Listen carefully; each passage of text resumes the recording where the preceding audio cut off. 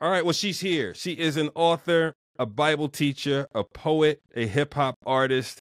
She's also a mother to Preston and a mommy to Eden and Autumn. I've got the one and only Jackie Hill Perry in the house. Jackie, good to see you. Thanks. Thanks for having me. And I got two additional kids, Eden, Autumn, Sage, and August. Oh, wow. Okay. We got to Yeah. update the bio. Okay. Yeah, I guess so. Absolutely. You are beyond busy. Yeah, Go right. ahead. You are beyond busy. So I know you're on tour right now. Tell us before we jump into because I want to tee this up and help you make an announcement. But before we jump to that, tell us about the tour you're on right now. Yeah, so me and my husband have a podcast called With the Perrys. And so we're going on a 14 city just podcast tour where we're having conversations about biblical literacy, apologetics, idolatry, discipleship, all the things. So we're in New York today and tomorrow, and we have all four kids with us. Okay. So Good it's deal. a family tour. Oh, wow. Yeah. Oh, wow. Okay. Planes, trains, automobiles, huh? What, just one bus? Well, two buses. And then we got a dog, a nanny, my mama, and a really good team. So God has been, Oh, he's been faithful. yeah. Praise God for that. Well, listen, and I hope to see you in New York, by the way. I'm going to head up to New York this afternoon, so hopefully I'll Oh, see you nice. live. But I wanted to make sure, for the Holy Culture audience, which are, I would characterize as faithful Christian hip hop listeners, and you've been a part of that fabric for some time. Tell folks what they can expect. What's coming up? What's the announcement? I mean, well, I've been away from music since 2018 when I was signed with Humble Beast, and I stepped away because I felt like the Lord was creating space for me to teach primarily and write, and that is really that's the thing that gets me going the most. But because I'm taking a break from writing, I have space and room and margin to create music again for a season. And so I've signed a partnership contract with Reach to release some music in the in-between time. So it's going to be a good time. That's good. You say it so casually. I just did a little contract with Reach. Tell us about if you don't mind. I mean, because you have so many things going on. Like I said in the intro, you're an author, you're a poet, you're a speaker, well regarded, highly respected, great following. What led to you, feeling like you wanted to come back into music, and specifically, what led to you doing it with Reach?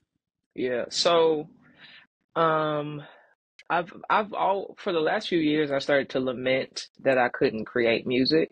Because music is just a big part of who I Mm, am. I love, like, even when I did it with Humble Beast, it was never about touring. It was never about making money. It was always just the art form itself.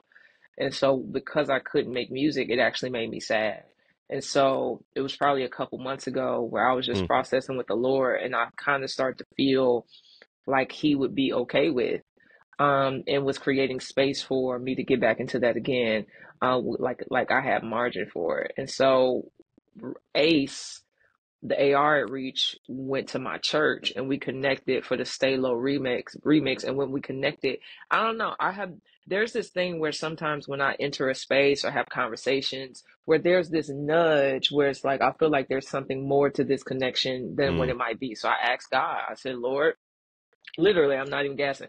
I was like, if you want me to sign with Reach, if that's something that you're cultivating, then make it happen, and he did. And so I think God's Yeah. hand is on this. And I think for me, I think Reach puts out quality music. They really do. When you listen to Hovey and 1K Few and Wande and Lecrae, and Yes. like, it's not even just the style, it's the quality, it's the mixing, it's the album artwork, Yeah. it's the social media reach that they're able to develop as they do roll out stuff. So to me, I wanted to partner with people who could do stuff in excellent ways, and I think Reach does that. That's good.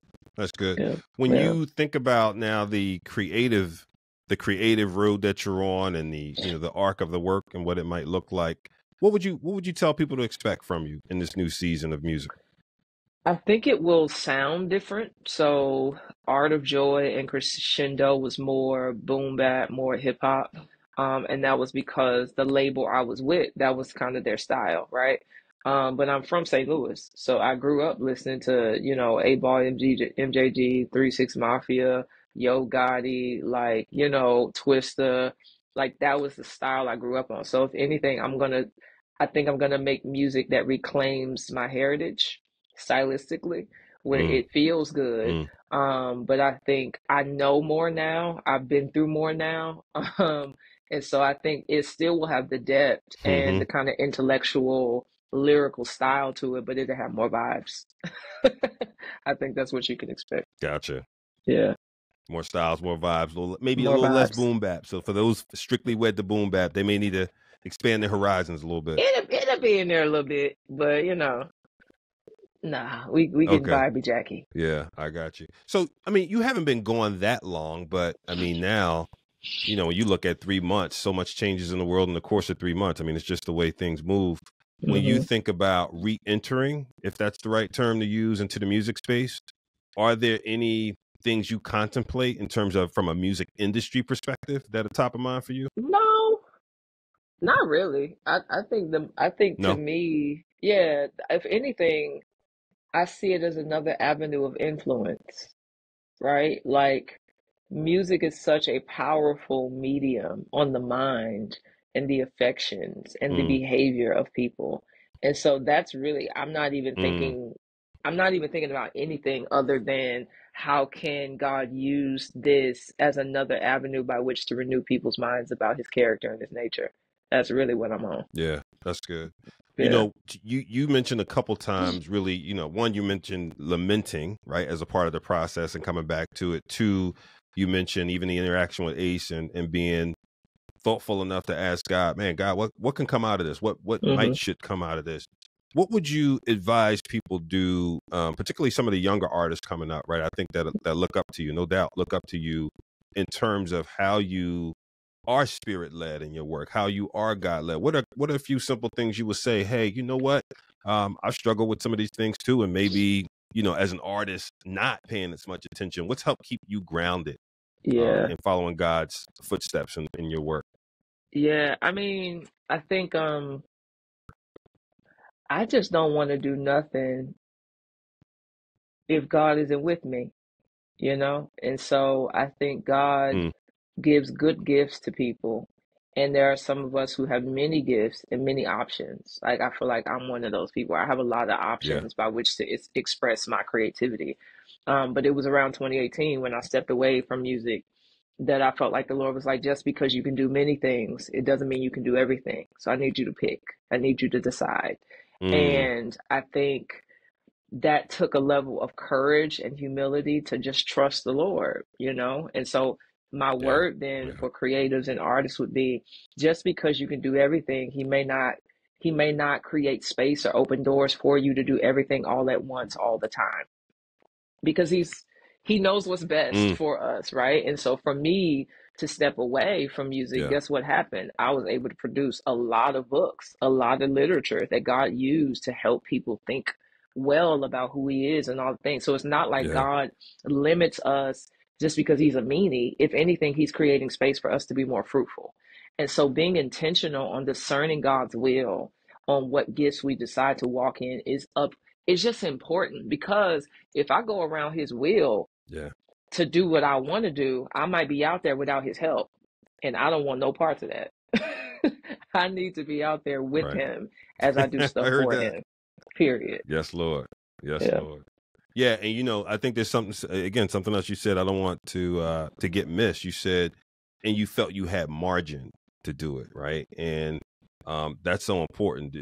Not only were you prayerful about it, but just also practical about it, right? Mm-hmm. Like I'm on tour, I got a book, we got this podcast that's killing it, I got 4 kids, but you're doing things that create margin for you to do more creative work. And so that's one thing I really love about what you said. And then the second thing, that it works together, right? These things Mm-hmm. aren't separate streams necessarily, but they could be a great merging of this work. So That's good. so I'm really excited. One other question before we go into this new song of yours.